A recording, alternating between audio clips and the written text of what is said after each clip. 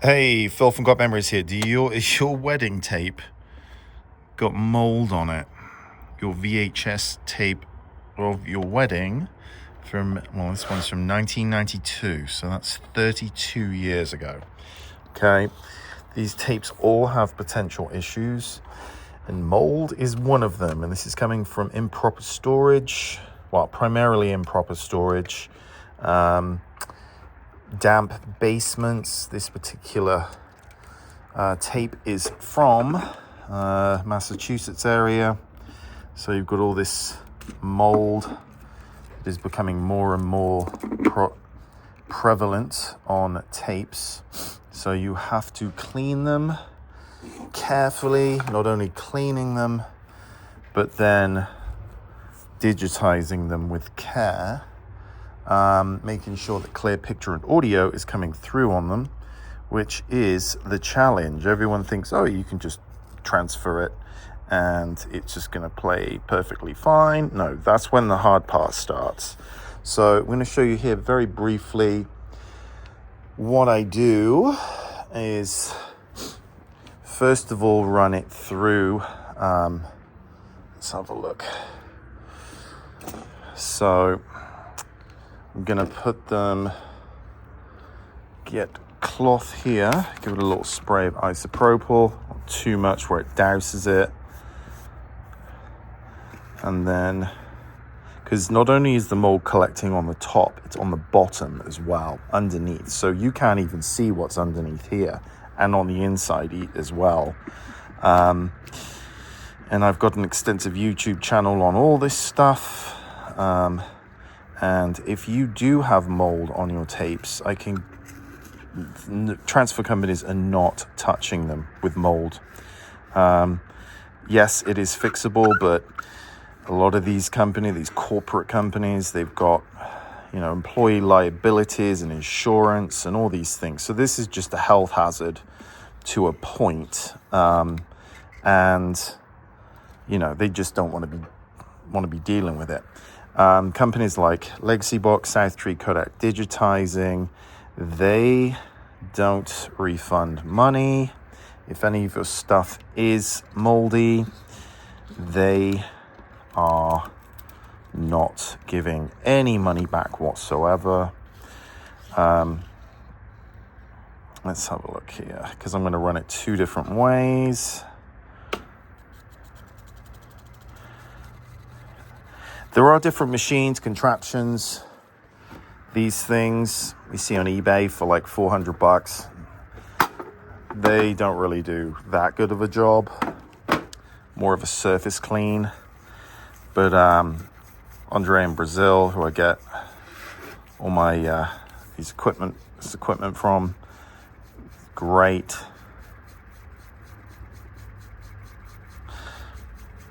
So while that's going, I'm gonna give this a little clean. Sometimes if tapes are in real bad shape, I put them in new housing. Let's have a look here. This hasn't even been unboxed ever. Still sealed with VHS tapes inside. So I'm going to leave that as is right now. I'm going to give this a little once over, just to make sure it's not recontaminating. Look, you can see the mold on the plastic pieces as well. And what happens with the mold is it deposits on the heads, and then it can skew the video head, so it's no longer reading the information correctly. And that's where you get static, picture loss, jumpy picture, everything in between. And all this stuff is real time, reliant on old equipment that in itself is 30 plus years old. This is a maintenance equipment business first and foremost. Slow this down a sec so you can see the progress. Nice and clean there versus here. See those mold spores? That's coming through. We'll carry on. Now, sometimes there is situations like sticky shed syndrome. You can Google that or look it up on YouTube. I've got videos on that as well. It's where the top coating of, chemicals sticking to the top of the tape and it just splits, like packing tape splits. And you can hear like a snapping kind of noise, and then it just completely shreds and it just snaps. And you got to pick away at it. You got to pull on the tape like that quickly to get it off, which can take hours. This thankfully doesn't have that. But let's do that. So I've got this tape right here, and whenever this moldy stuff, it's always weddings. Weddings are the one where it's like, oh no, pull it out, pull the case off of it. It's been in the garage for 30 years, the attic, the basement, and yeah. And if there's excessive mold, you do not want to be having this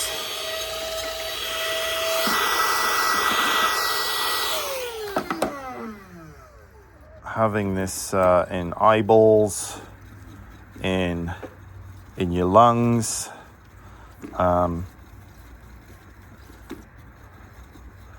So I'm just doing this by hand right now, like a DJ.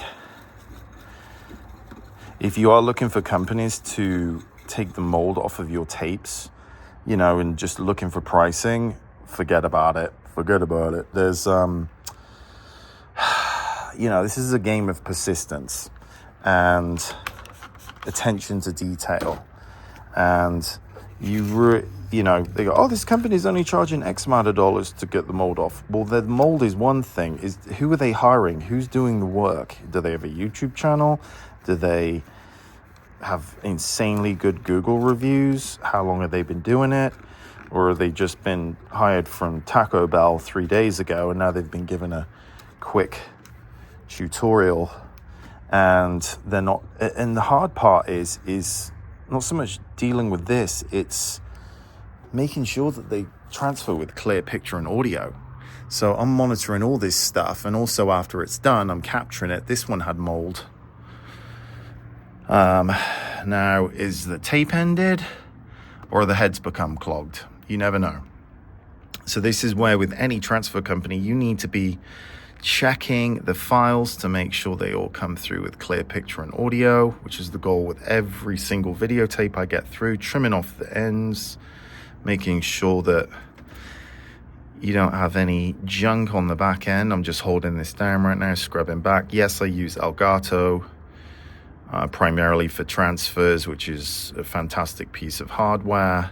It is readily available, but there are other ways to do this. But time is money, and the average person doesn't want to spend the money for, all these up-res and all these extra features. What I say to people is get an economical transfer, manageable file sizes, and then if there's something that you want to spend more time on and spend, hundreds or maybe thousands of dollars remastering documentary footage, one-off copies of historical footage or weddings, etc., then you put the money into that versus just spending. It's just so much involved. So there's a lot of trolls, surprise, in this, in anything you do on YouTube, that they know everything and you should be doing it like this and like that. These same people have never owned a business in their life and have never had to talk to customers or do this efficiently with a price point that the average person is like, oh, okay. I charge a lot more than the average because I'm putting a lot of time and effort and skill, and I've been doing this forever. So you're hiring a pro versus fast food workers, which is the norm in this industry. See, I can still see some mold there. So I'm going to let this roll slowly. And when I get to that point, I'm going to... And what I'm going to do is I'm going to take the lid off of that VCR. I'm going to run it on the same VCR that the other tape I cleaned up ran on, because same brand of tape. So like same brand of tape. And that came through nice and clear. So I'm trusting that VCR, but before I do that, I'm going to clean it with chamois and acetone. Can't use isopropyl, but honestly, acetone is the way to go. Let's have a look here. So there we go. So before I do that, I am going to, that is now captured. I'm going to remove the screw here and let's have a look and clean the video head. It is, oh crap, that's not good enough. Let's go. Let's see, actually that's the one I need. Okay. Turn that off. I don't put all the screws back in VCRs because it's just constantly opening and closing them. All right, so that's removed. Let's remove that one because that one's come to an end.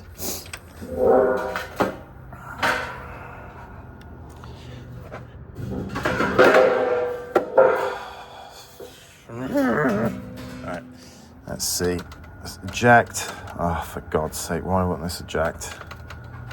What is going on here? Buy, it says buy, but it's still running. Yeah, welcome to my world. All of this equipment is all old. It's 1970s technology. And people don't understand what's involved, and that's why I've got my channel,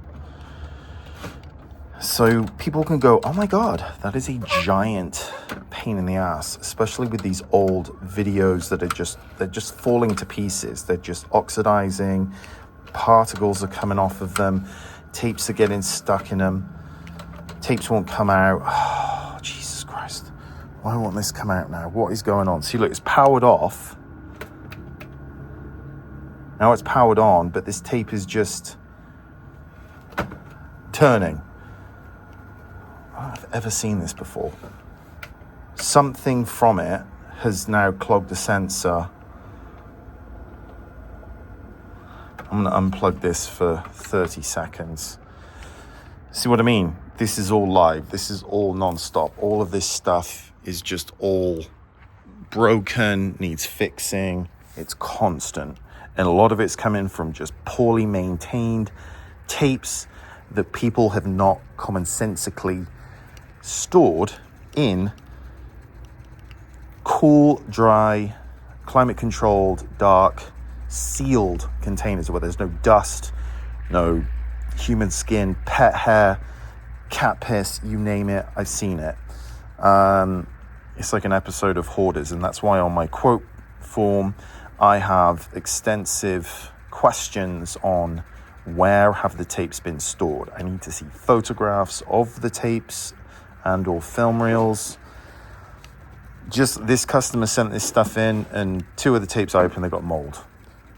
You know, and I don't like to surprise people with pricing and all this stuff, but that's why any company that you're going to be sending the only copy of home movies off to, if they're not asking questions about where it's been stored and then requesting photographs of the tapes so they can see through, look for mold, all that kind of stuff, giant red flag.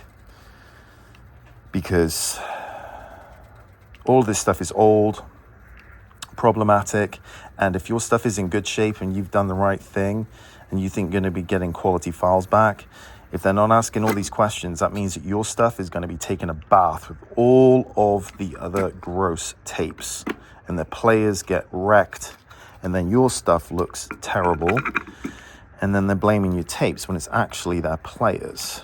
It's just on the surface. Okay, I'm happy with that. Let's put it back in. Now comes the challenging part, which is getting this thing to play in real time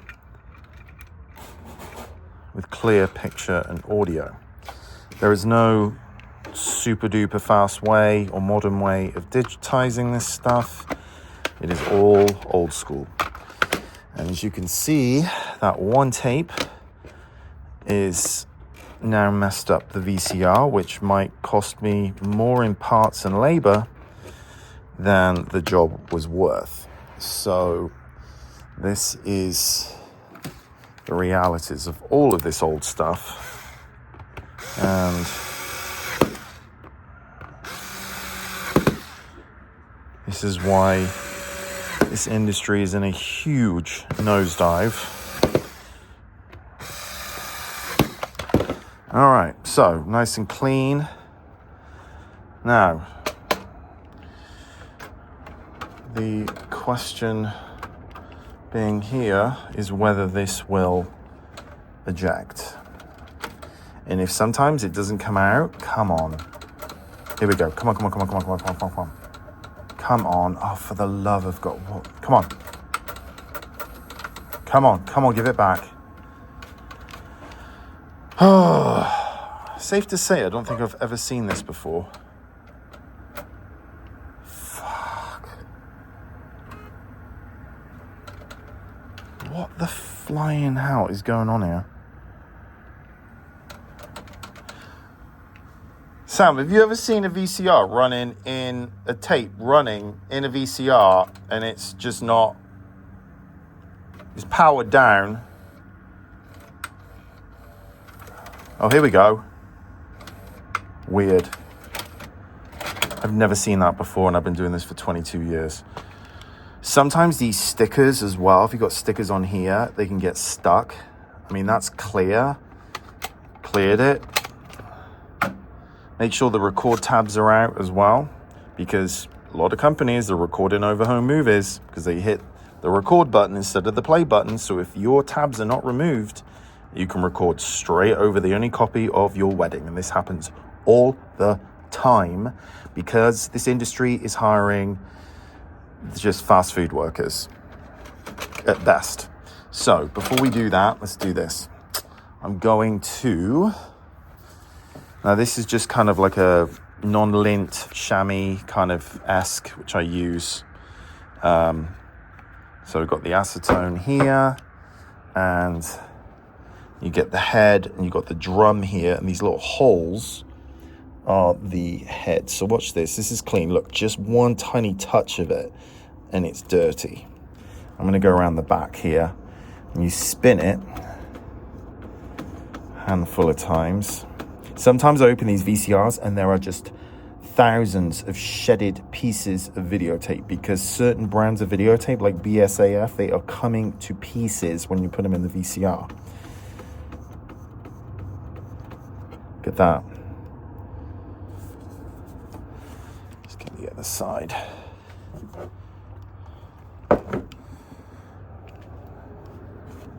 And then once this is on here, I leave it for about 10 minutes just to air dry. Yeah, see, that's better. Move it a bit. Just keep going until you don't see any black on there. See, there's still a little bit. I think we're good there. And then also give the audio heads just a little scrubberoonie. And then what are we here? And then I don't have time right now, but like all this kind of stuff I'll clean out. You just got to make sure it's all coming through nice and clear. But look at that. That is the filth that makes static. Okay. So hopefully this is going to perform Where's my little fan? You got one of these as well. I've got the door open because it's a nice December Phoenix day. I like to see the daylight instead of being in this hole. All right, where are we? Where's the button? There we go. Just kind of spin it, drying it off.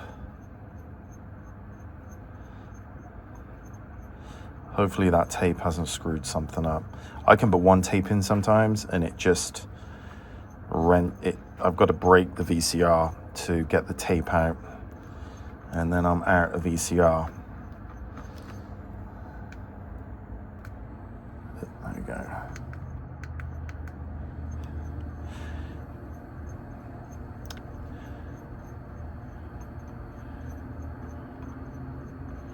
All right, let's give this a whirl. Sped it up a little bit. Let's get the top. I'm not even going to put the screw back in because it'll possibly need opening again in a nanosecond. So this is DB1. Is that DB1 or DB2? This is 2.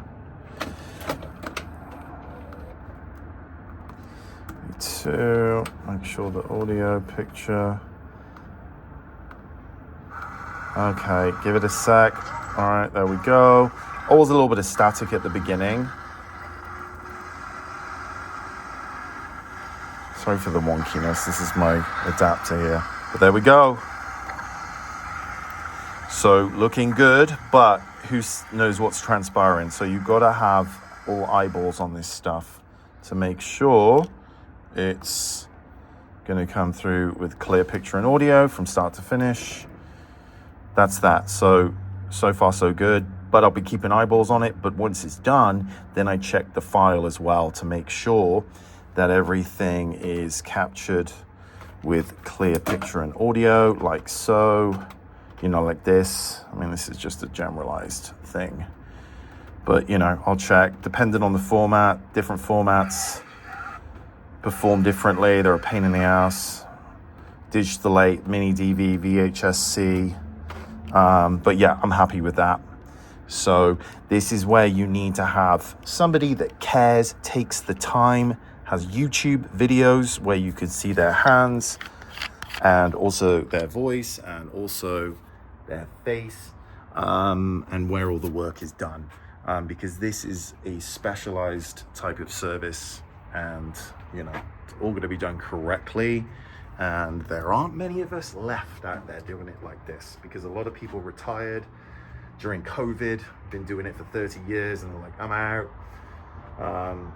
passed away, I don't know. But their corporate crap is the norm. And they're losing stuff, mixing stuff up, transferring stuff like crap, handing them back with files, or keeping money, spending $1,000, all your tapes come back with stickers on them saying there's mold, there's this, there's that, all these problems, and they don't give you your money back. But you got to check Google Maps for reviews, not Google. See a retail establishment. This is people all over the world that send me stuff. I'm in Phoenix, not England.